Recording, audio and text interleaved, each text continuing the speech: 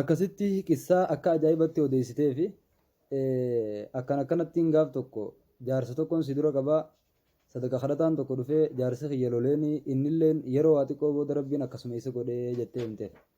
Kana yeroo qissaa san hunda himtuuf gurbaan kunis beekee wallaahi rabbi kadhataan sadaqa kadhataan gaafattoo jaarsi kadura ari'eessan bar anuma kaammasii fuudhe kanaahi jeen jechuudha. Rabbiin qabeenya illee dhaalchisee jaartii isaallee jala baasisee kana dhaalchisee harka isaa jala dhufee harka qabachiisee akkasitti bakka arraan tana jirtu baru jiraachuu dhabuudhaan mala duniyaan bakka takka hin teessu yafa'alu maa yashaa'u wa yakhtaar rabbii jijjiira akka fedhetti amrii duniyaa akhiraa rabbii harkaa qaba kaarra jiidhaa baru goggogaa kaarra goggogaa baru jiidhaa ta'a akkasitti namuu bakka jirtanitti rabbi sodaadhaan hojii teenya keessatti rabbi haa sodaannu duniyaan akka kana fiixa isa isiin fiixa isa ganamaati.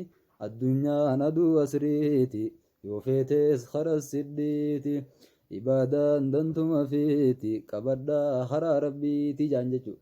Akkasitti aduu asriiti jechuun nama dhiiti jechuudha. Wabillahi tawfiiq. Assalaamu alaikum warahmatullahi wabarakaatuh. Gamanumaan chaanaala kana sabiskiraayib laayik sheer godhaadha. Saayibban keessa biraan gahaadha isiniin jenna nagaan naa bula.